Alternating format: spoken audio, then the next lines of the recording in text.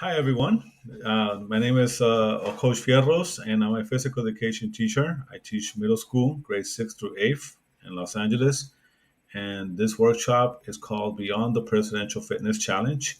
The reason why I put this presentation together is because, as you know, that the Trump administration just decided to bring back the Presidential Fitness Challenge and have been going to a lot of groups, mainly on Facebook, where I have heard a lot of, just panic from PE teachers about implementing the Presidential Fitness Challenge. And I'm assuming that those PE teachers are probably, like new PE teachers that were not present uh, when we were administering the fitness challenge a couple of years ago.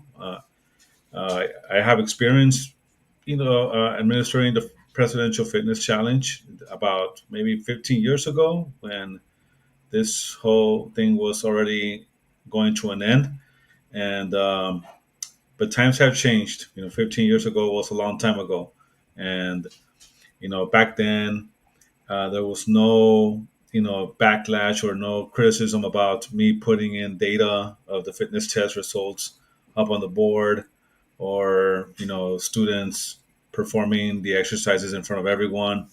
Now times are different, right? Now there's a lot of bullying and shaming, and we can't even put data up on the board with students names on them. So it's different. So I want to go just based on Beyond the Presidential Fitness Challenge, and I want to just educate those PE teachers who are still in that panic mode about implementing the Presidential Fitness Challenge, and and I'm inviting you also to join a private session with me.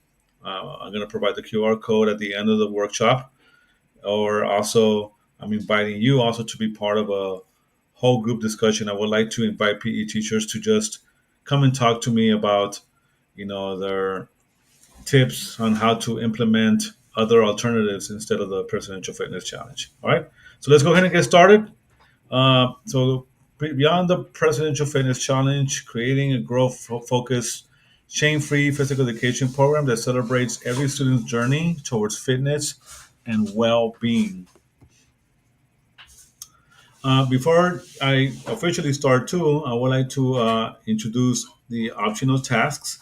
So for every workshop that I present, I include optional tasks, and the purpose of this is to deepen your learning beyond the workshop, and also to engage you, as this workshop progresses, to apply strategies directly to your PE program, share your work to inspire other educators, and also to earn exclusive digital badges for your achievements. And and how to earn a badge is just complete one or more optional tasks from the list provided in the workshop, and then you submit them to me to my email, coachfierros@gmail.com. And then submission must be sent within 30 days of signing up to the workshop, and you'll receive your badge and have the option to be featured in our roundtable discussions. And also, I'll provide a 50% discount code, for my next course at the Fluent World. That's my online platform where I list all the courses that I create. Um, so here are the five badges, and again, I'm going to give you a description on how to earn each and one of them. And again, if you earn all the five badges, you get 50% off on your next course with me.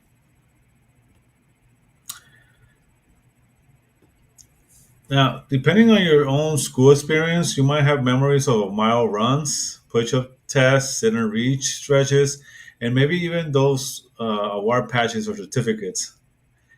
Now, the problem is, for many students, those tests were not even motivating. They were stressful, discouraging, and sometimes even embarrassing. But the challenge is making a comeback.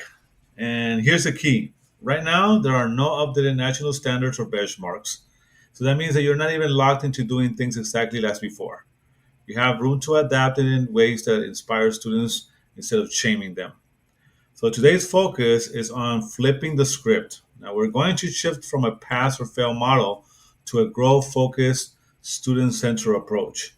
Now you'll see how SMART goes to help students measure their own progress and how to make fitness activities fun, inclusive, and still aligned with the PE standards, mainly the national PE standards. Now, the fitness testing should inspire students to keep moving for life, not making them dread PE. Now, when we focus on students' growth, students build confidence, they develop healthy habits, and leave our class with a better relationship to fitness. Now, we'll start by unpacking the history and the myths of the Presidential Fitness Challenge and then explore practical alternatives. And then finally, walk through strategies so you can apply in your class immediately. And then throughout, I'll give you examples that you can use right away. Now, again, I shared a little bit about my experience, implementing the Presidential Fitness Challenge. When I started teaching, actually, my first year as a PE teacher back in 2007, that was one of the things that I already implemented. And uh, so on my bulletin board, not only did I have the students' data, uh, which right now seems totally wrong, but at the time, it was okay to do that. I had the students' data up on the bulletin board, but I also had the benchmarks. I had the standards there based on age. So I was teaching elementary PE, kindergarten through fourth grade. Actually, I'm sorry, kindergarten to sixth grade, and I had the whole chart there with the grade level or their age, along with their passing scores.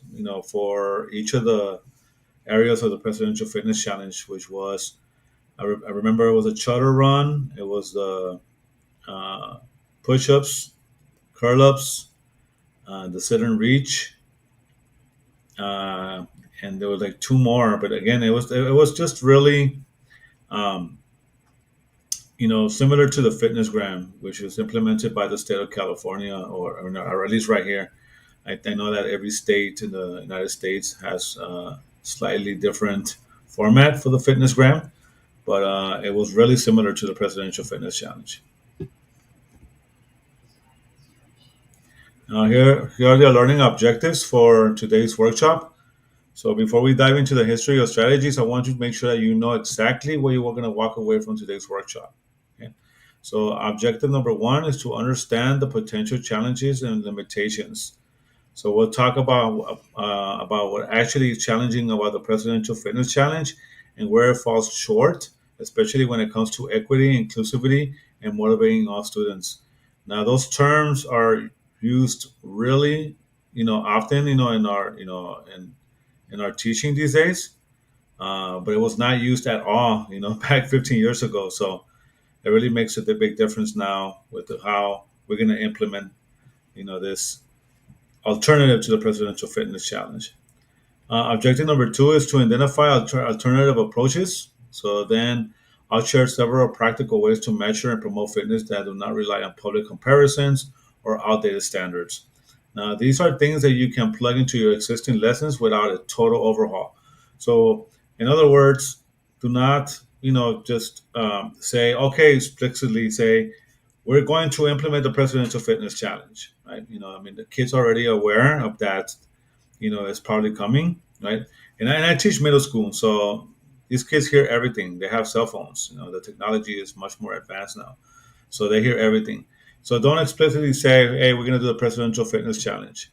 You can do other alternatives, but then also make it where it's like fun for them to do, but do not say, "Hey, we're going to do push-ups," or "We're going to test you on your push-ups and on your curl-ups."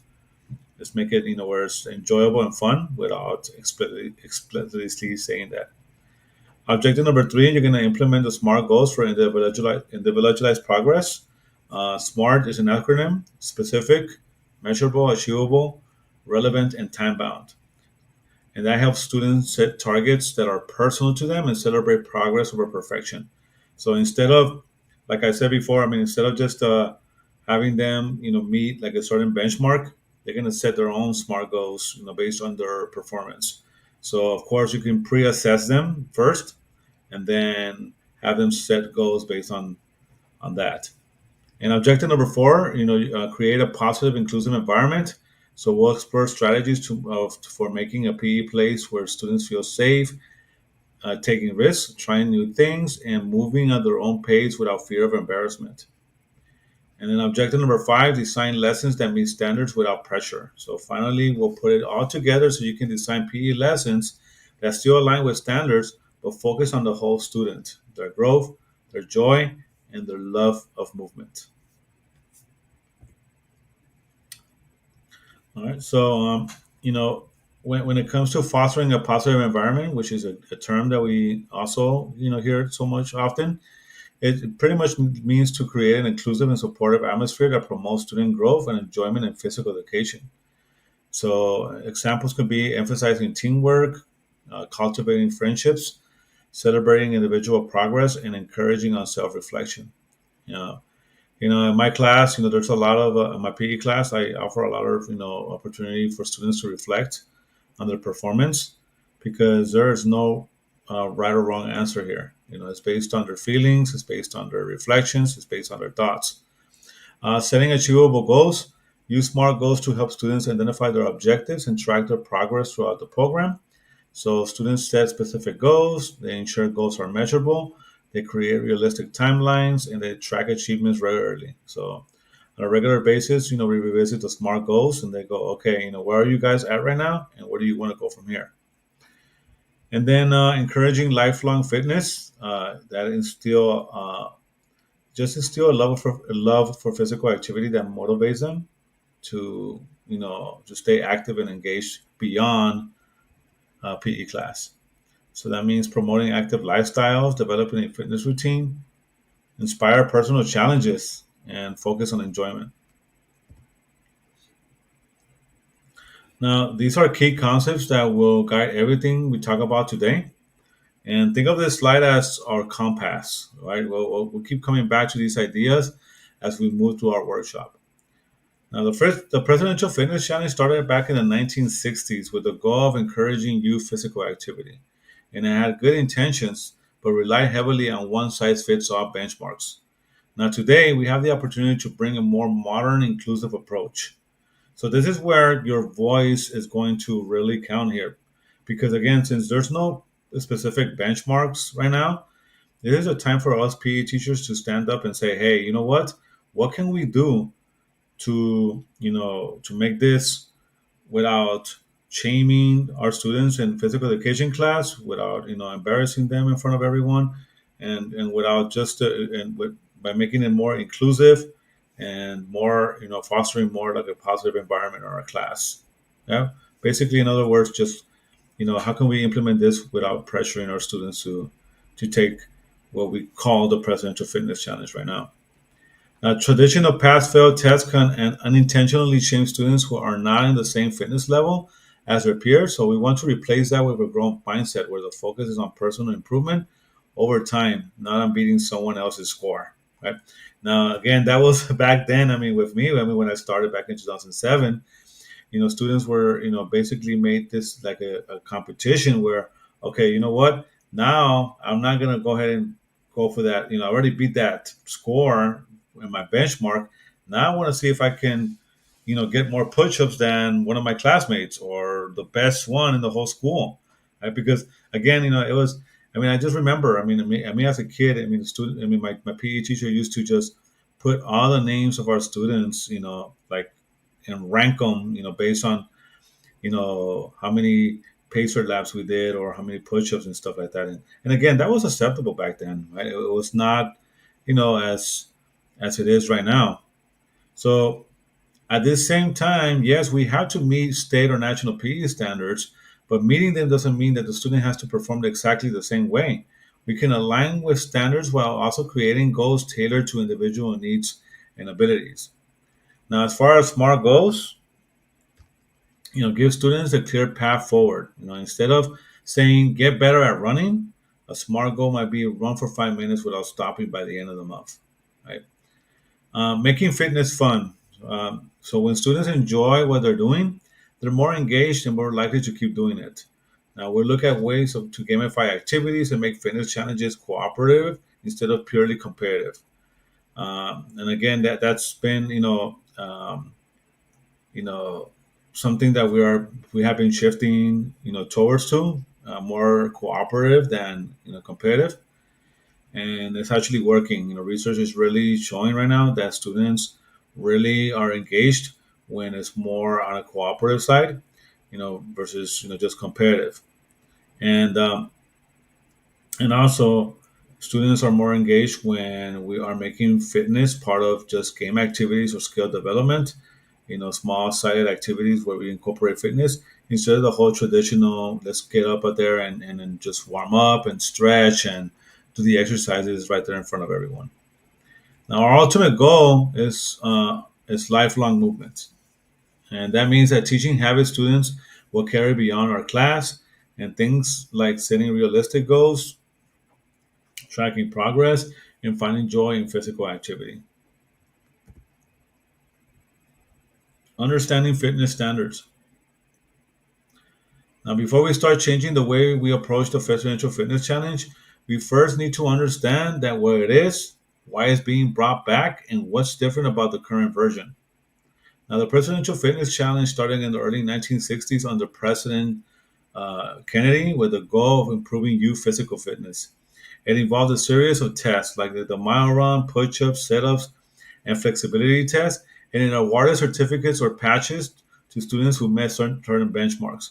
The idea was to encourage a nationwide culture of fitness. Now, uh, when I started implementing the Presidential Fitness Challenge back in 2007, every student received a certificate. That was the participant award, right? And I also, put the national seal Presidential Fitness Challenge seal, and I purchased also medals for the ones who surpassed the benchmark. Not just met the benchmark, but surpassed it. And there was different types of medals. There was a gold medal for the one that surpassed the benchmark, and the silver medal for the ones um, who met the benchmark. And the good thing about that was back in 2007, I think it was President Obama who was already coming in as a president, and he had the medal had Obama's signature there too. So that was pretty cool. Students were really motivated at the time, to see that the president of the United States signed off on that. But now, decades later, the idea is making a comeback. The conversation is being framed as a way to inspire youth fitness again. But unlike before, the rollout has not included any clear national benchmarks, official standards, or updated guidelines for schools. So, with that being said, here's what PE teachers, here's what I have heard from PE teachers, right? I have heard, will I have to implement the exact same tests, or will I be required to post or share student scores? Or will this take over my PE curriculum? These are valid concerns, but the truth is, right now, nothing says you have to replicate the original model exactly. So until we have the official guidance, you have room to adapt. So this is actually good news for us. The lack of official benchmarks means that you have freedom to design a version that works for your students. So you can meet your state standards while protecting student confidence and focusing on growth instead of public ranking. Now you are the expert in your classroom. You're the teacher there. So you know your students, your space, and your equipment. This is a chance to shape the challenge into something that's motivating, inclusive, and educational instead of a high pressure test. So take a moment to think. Now, if you had to implement the Presidential Fitness Challenge tomorrow, what's the one part that would worry you the most? And write it down to make a quick note in your phone, and we'll revisit this later when we talk about solutions. Shifting the mindset. So now that we understand the history and intent of the fitness standards, we can talk more about the most important shift we can make as PE teachers, and that's moving from a pass or fail model to a personal growth model. Now, the original Presidential Fitness Challenge and other standardized tests often compare students to the national benchmarks or to each other. Now, for high performing students, this could be motivating, but for many others, especially those who are less athletic experience or different body types or limited access to physical activity outside of school, it created feelings of embarrassment, anxiety, or failure. Now, we have all seen students fake being sick on testing days, right? Or intentionally underperform so they don't stand out. That's not the outcome we want in our PE class.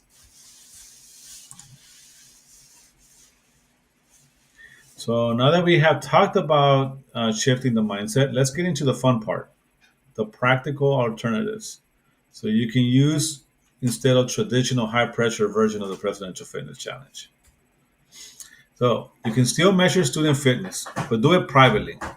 Now give each student their own tracking sheet or digital log where they record the results. This way, progress is personal and not a public scoreboard.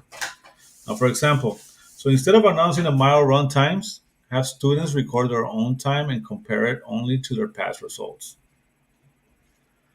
As far as students' chosen fitness goals, give students some control by letting them set their fitness goals. Now, these can still connect PE standards, but they're personal. Now, for example, one student might set a goal to improve push-up endurance, another might aim to increase flexibility, and another might want to jog for 10 minutes without stopping. You can also engage them too by doing gamification and cooperative challenges. Now, turn fitness into a team effort. So instead of competing against each other individually, have groups work toward a shared goal. Now, for example, in a relay station circuit, the team's objective is to collectively complete 200 jumping jacks in 3 minutes or cover a set of distance together. Now, this builds teamwork and keeps motivation high without singling anyone out. Now, replace awards for fastest or strongest with recognition for improvement, effort, or teamwork. So, for example, give a certificate for the most consistent effort or a class celebration for achieving a collective fitness goal. All right? And here are some examples of inclusive activity that you can do in your PE class. Yeah. You can do choice based fitness circuits where students pick 4 out of 8 stations to complete. Or you could do a fitness scavenger hunt that gets students moving around campus. How about movement challenges with levels, where everyone starts at level 1 and works their way up to at their own pace? Yeah. So here's a reflection prompt for you.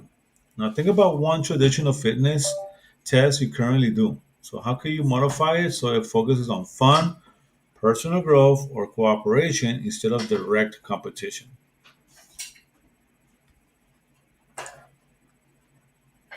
So we have talked about shifting mindsets and explore practical alternatives to traditional testing. Now let's look at how we can structure these ideas into clear, motivating targets using the SMART goal framework.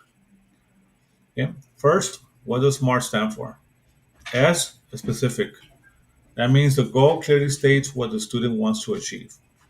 M stands for measurable. There's a way to track and quantify progress. A stands for achievable. Is realistic based on the student's current abilities and resources. R stands for relevant.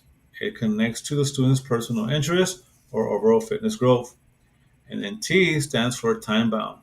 There's a clear deadline to check progress. So why does this really matter in PE? Well, SMART goals give students direction and ownership. So instead of telling them you need to get better at push-ups, they create a clear plan. So, for example, you can say, I will increase my push up count from 5 to 10 in 4 weeks by practicing twice a week. Now, when goals are specific and measurable, students can see their own progress and that builds motivation. All right. So, I'm going to give you some PE specific SMART goal examples. All right. So, the specific part, I will improve my cardiovascular endurance. Okay. And that becomes I will jog continuously for 8 minutes without stopping. Yeah. So instead of just saying I will improve my cardiovascular endurance, you can say I will jog continuously for 8 minutes without stopping. Now for measurable, I will increase my sit and reach flexibility from 8 inches to 10 inches. And for your achievable, a student who can currently do 3 pull-ups sets a goal to reach 5 in 1 month. For relevant, a soccer player sets a goal to improve sprint speed for the first 20 meters. And time bound, I will complete 2 or more laps on the pacer test by the end of the semester.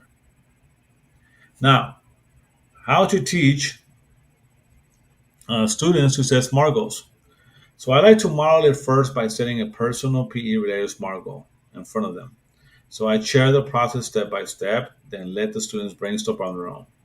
You can give them a worksheet, a digital form, or even a fitness journal page to guide them. Yep.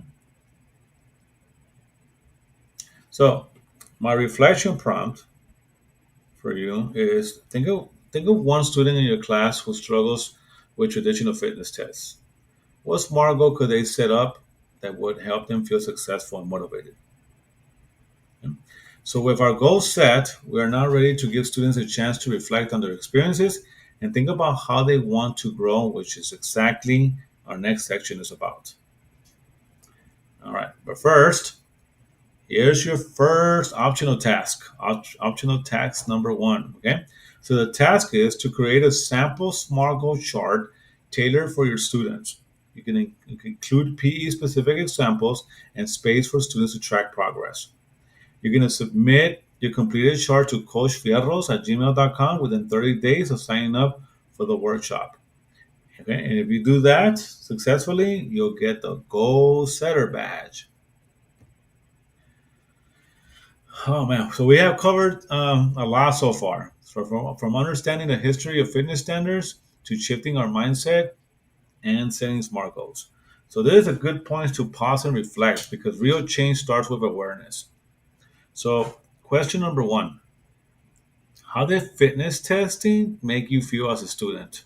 I think back when you were a PE, when you were a student in your PE class, right? Elementary, middle school, and high school. So think back when you were in school. Were you motivated by fitness tests, or did they make you feel anxious? Now, this will help you understand what your students might be feeling.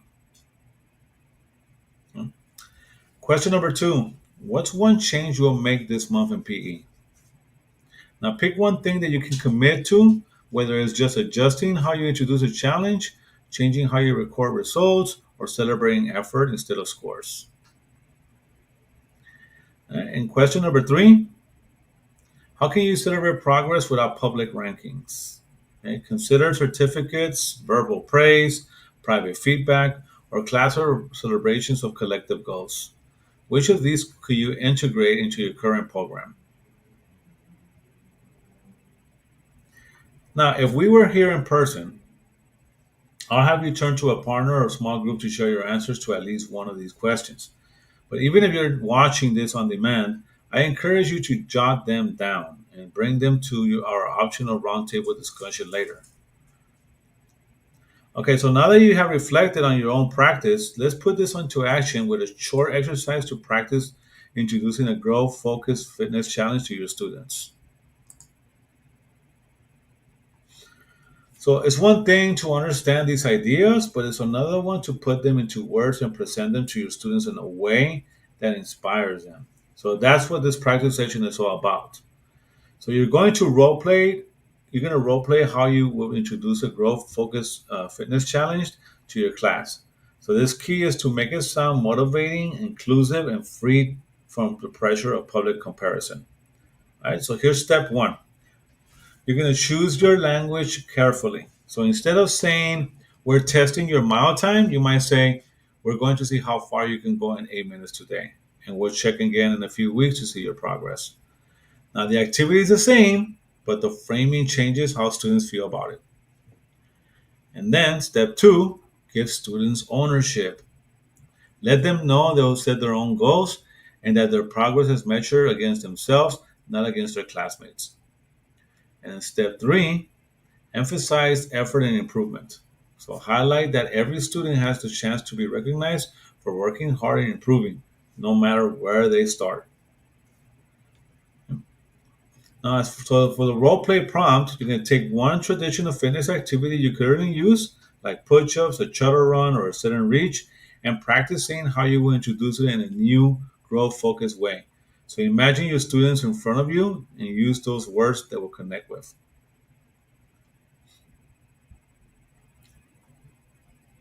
All right, so now that you have practiced framing your message, let's zoom out and look at how you'll design a full growth focused fitness unit that incorporates everything we have covered so far. All right, so here is optional task number two. Okay, so the task is to take one traditional presidential fitness challenge activity and redesign it into a cooperative, inclusive challenge that promotes teamwork and enjoyment. And you're gonna submit your redesigned activity description and an optional diagram or photo if you wish to coachfierros at gmail.com within 30 days of signing up for the workshop. Okay? And if you, of course, do this successfully, you'll get the game changer badge. Okay, so here are just some terms that I would like you to also understand because you hear them a lot in your professional development for sure, right? Like growth, fostering a positive environment, engagement, right? Encouraging active participation. And I like using encouraging active participation because that's basically what our students do in our PE class. They engage, by by active participation. Inclusivity, embracing diverse abilities, and reflection. Okay. So, feel free to hit pause and and read the rest of the slide. But again, those are just terms that I would like you to have those in mind. Now, when it comes to engaging in daily movement, encourage students to find joy in physical activity through daily movement that fits their interests. So that means like morning stretches, dance breaks, walking clubs, or fun games. Now, if you teach high school, walking clubs is definitely one of those you know options for them, right? Of course they're older and they can also lead their own clubs. As far as building personal connections, foster relationships between students and their peers by engaging to cooperative activities that promote framework, like team challenges, peer-led activities, group workouts, cooperative sports. Reflect and celebrate progress, so empower students to recognize their achievements and celebrate milestones to their personal fitness journeys. So that means like you could journal achievements, share with peers, weekly reflections, and goal tracking methods. So here comes optional task number 3.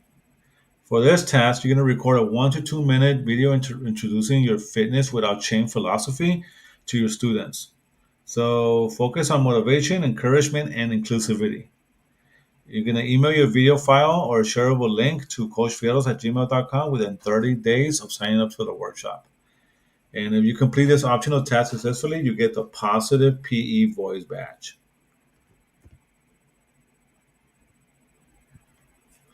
All right, so here comes just a reflection overview. Remember that an assessment will be the student progress. You track student progress, and and the program impact will be evaluating just how the program impact reveals how well the curriculum supports a growth focused environment for all students. Optional task number 4. So your task here is to design a student progress reflection sheet that allows students to track their fitness improvement privately over time.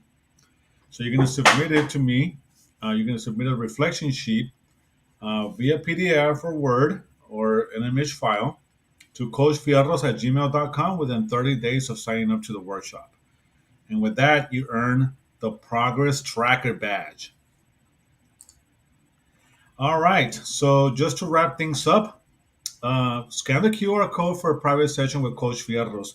The blue scan QR code is going to take you to that link to schedule a private session with me. It's just to to talk about share ideas, implement, just come up with different ways to uh, engage the students in physical fitness. That is not really called a physical fitness test or an assessment, and or any other tips that you may have, for me, or if or we just share pretty much ideas and ways that we can collaborate. Or you can join also my group discussions with fellow PE teachers every Monday, starting on August 18th through September 15th, 2025 at 5 p.m. Pacific time, 8 p.m. Eastern time. It's like a 1 hour session. If you would like to join, you could scan the red QR code, right? And I have discount coupon codes. So email me if you need those coupon codes. If you don't want, of course, want to pay the full price. All right. So thank you so much for joining me. It was a pleasure, and I will see you very soon, I hope.